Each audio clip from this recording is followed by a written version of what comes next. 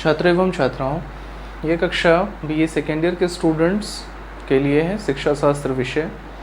आज हमारा टॉपिक है आदर्शवाद। पिछली कक्षा में भी आदर्शवाद हम पढ़ रहे थे। हम उस कक्षा में लिखना मैं भूल गया था पार्ट 1। आज इसका पार्ट 2 है, वो आपकी पार्ट 1 थी। इसी तरह ये जो कक्षाएं हैं पार्ट वाइज आपकी आगे बढ़ती रहेंगी, बिकॉज़ आदर्शवाद जो टॉपिक है या जितने भी हम वाद पढ़ेंगे वो सारे टॉपिक काफ़ी बड़े हैं, तो इनको हम ब्रेक कर करके पार्ट वाइज पढ़ रहे हैं। तो पहला पार्ट हम लोग इसके पिछले लेक्चर में क्लास में कर चुके हैं।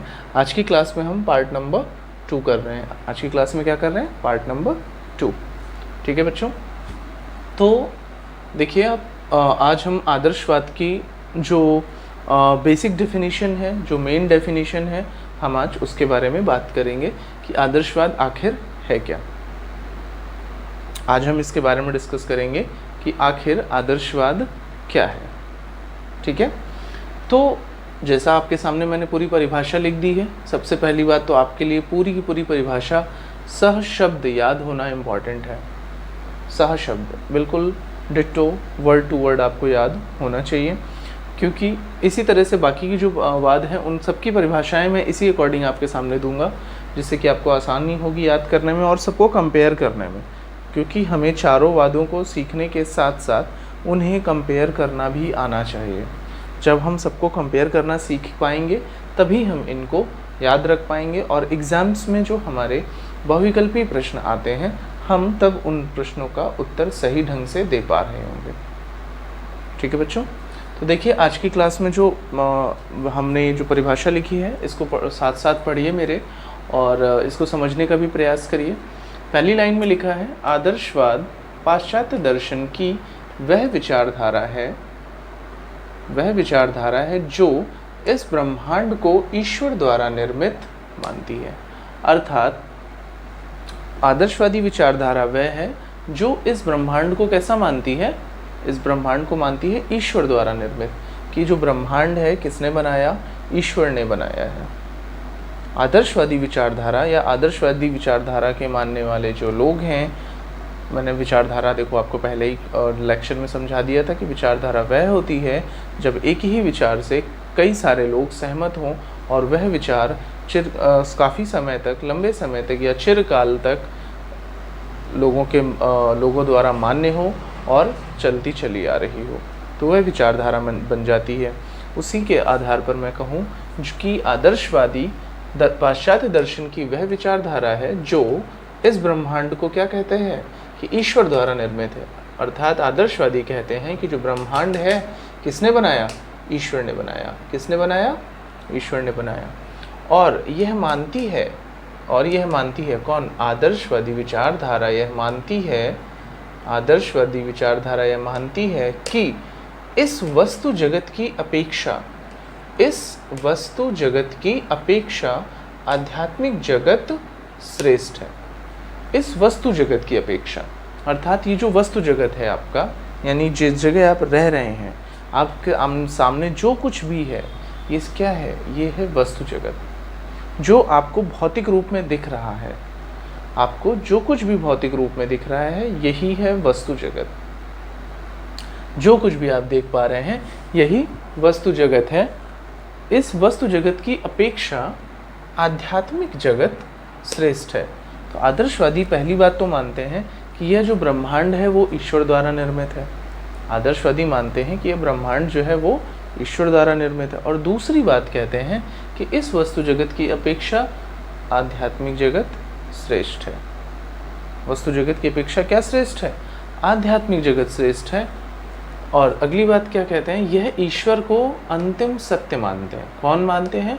आदर्शवादी विचारधारा के लोग, या आदर्शवादी विचारधारा। लोग मत बोलिए, लोग मत प्रयोग करिए, इसमें यही प्रयोग करेंगे कि आदर्शवादी विचारधारा यह मानती है कि ईश्वर अंतिम सत्य है। यह ईश्वर को अंतिम सत्य मानती है। कौन? आदर्शवादी विचारधारा। तो आदर्शवादी विचारधारा ईश्वर को अंतिम सत्य मानती है, अर्थात ईश्वर ही अंतिम सत्य है और कुछ भी अंतिम नहीं है, इसके अलावा कुछ भी नहीं है। सारी चीज़ें असत्य हैं। जो कुछ भी आपके सामने है, जो कुछ भी आपको दिख रहा है, जो भी कुछ आप महसूस कर रहे हैं, वो सब कुछ असत्य है।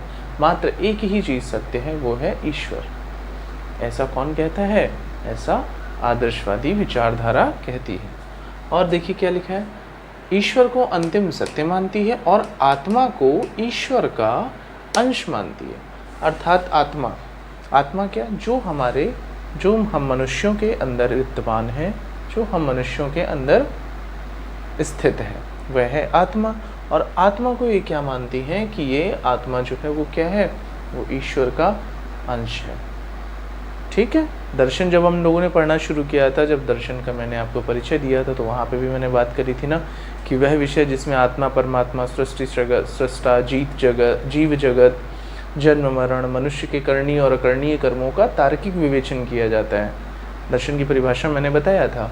तो ये वही चीज़ें हैं कि आत्मा को ईश्वर का अंश मानती है। कौन? आदर्शवादी विचारधारा। यानी कि आत्मा क्या है? वो ईश्वर का अंश है, ईश्वर से निकला है और उसी में जाकर मिल जाएगा। और यह प्रतिपादन करती है, इतनी बातें तो हो गई, इसके बाद है और यह प्रतिपादन करती है कि मनुष्य जीवन का अंतिम उद्देश्य आत्मानुभूति है। क्या है? मनुष्य जीवन का अंतिम उद्देश्य क्या है? आत्मानुभूति। मतलब आत्मानुभूति का मतलब होता है, ये जो शब्द है ना आत्मानुभूति, आत्म अनुभूति, इसे ज़रा ब्रेक करके पढ़ो। आत्मानुभूति एक साथ लिखा हुआ है, इसका अर्थ होता है आत्म यानी खुद की, अनुभूति यानी फील होना, खुद को फील होना। आत्म अनुभूति, खुद को फील होना, खुद को रियलाइज़ होना। मनुष्य जीवन का अंतिम उद्देश्य आत्मानुभूति है, खुद को रियलाइज़ करना, स्वयं को रियलाइज़ करना। समझ पा रहे हैं ना कि आप स्वयं क्या हैं, आप खुद में क्या हैं, इसको रियलाइज़ करना किसका काम है? आदर्शवादी विचारधारा का। और यही मनुष्य जीवन का अंतिम उद्देश्य है। किनके अनुसार? आदर्शवादी विचारधारा के अनुसार। आदर्शवादी विचारधारा के अनुसार मनुष्य जीवन का अंतिम उद्देश्य होना चाहिए खुद को फील करना, खुद को रियलाइज़ करना, स्व अनुभूति, आत्मानुभूति, अर्थात खुद को समझना कि आप सच में क्या हैं। ये है आदर्शवाद के अनुसार मनुष्य के जीवन का अंतिम उद्देश्य। जो मनुष्य का जीवन जो भटक रहा है, जो हम लोग अनेक चीज़ों में लगातार भटकते चले जा रहे हैं, अनेक इच्छाओं के वश में आकर हम ऐसे ऐसे काम करते जा रहे हैं जो कि नहीं करने चाहिए। ठीक है। ऐसी चीज़ें, ऐसे एक्ट हम करते हैं, ऐसा रिएक्ट कर रहे हैं, ऐसी लाइफस्टाइल हम जी रहे हैं जो कि नहीं है हमारी। ठीक है। हमें इनसे दूर हटना चाहिए। अब कैसे, वो हम भी नहीं जानते। तो आदर्शवादी विचारधारा हमें बताती है कि मनुष्य जीवन का अंतिम उद्देश्य आत्मानुभूति है, यानी खुद को रियलाइज़ करना है। मनुष्य जीवन आपको क्यों मिला, आप क्यों मनुष्य बने, इस बात को रियलाइज़ करना है। ऐसा विचार है आदर्शवादियों का। और साथ ही साथ ये भी बताते हैं कि आत्मानुभूति तो है, और आत्मानुभूति आप करोगे कैसे, सेल्फ रियलाइजेशन होगा कैसे, खुद को समझोगे कैसे? तो वो होगा जो आध्यात्मिक जीवन जीने से प्राप्त किया जा सकता है। मनुष्य जीवन का अंतिम उद्देश्य, देखो, मनुष्य जीवन का अंतिम उद्देश्य आत्मानुभूति है, जो कि आध्यात्मिक जीवन जीने से प्राप्त किया जा सकता है। अब आध्यात्मिक जीवन क्या है? अर्थात शाश्वत नियमों का और नैतिक नियमों का पालन। आध्यात्मिक जीवन क्या? शाश्वत नियमों और नैतिक नियमों। आप कहोगे शाश्वत नियम क्या है? शाश्वत नियम वो होते हैं जो चिरकाल से आज तक नहीं बदले।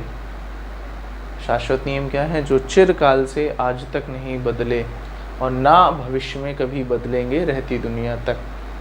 एक सिंपल सा एग्जाम्पल, ईमानदारी शाश्वत नियम है, सिद्धांत है, नैतिक नियम है ईमानदारी, नैतिकता। ठीक है। ईमानदारी की जो परिभाषा तब थी वही आज भी है, और आगे जब तक दुनिया रहेगी तब तक ईमानदारी की परिभाषा वही रहने वाली है। तो इसका पालन, ऐसे ही बहुत से नियम, बहुत से सिद्धांत हैं, इनके पालन के द्वारा हम आध्यात्मिक जीवन जी सकते हैं। और आध्यात्मिक जीवन जिएंगे तभी हम अपने आप को रियलाइज़ कर पाएंगे और यही मनुष्य जीवन का अंतिम उद्देश्य है, क्योंकि जो हमारी आत्मा है वो ईश्वर का अंश है। ठीक है। अब आज की क्लास में मैं और ज़्यादा आपको बातें नहीं बताऊंगा। जितना मैंने एक्सप्लेन किया इसे 1 बार 2 बार 3 बार 4 बार जितनी बार सुन सकते हैं आप सुनिए, क्योंकि मेरे जो प्रीवियस बच्चे हैं, जो पहले बच्चों को मैं पढ़ाया हूँ इस कॉलेज में, मैंने जो पढ़ाया है जिनको, उन बच्चों में एक डाउट यही रहता था कि सर इसे फिर से एक्सप्लेन कर दीजिए, सर इसे फिर से एक्सप्लेन कर दीजिए। अब आपके पास ये सुविधा है कि आप इसे कभी भी सुन सकते हैं एक्सप्लेनेशन, क्योंकि इसे याद करना एक बार शब्द कुछ बच्चे रट सकते हैं, लेकिन इसका एक्सप्लेनेशन, इसको समझना टफ है। तो आप इसको सुनिए, कई बार सुनिए, इसे लिखिए और अन्य पुस्तकों से भी पढ़िए और इसके बारे में जानकारी एकत्रित करिए। ठीक है छात्रों, आज की कक्षा में इतना ही।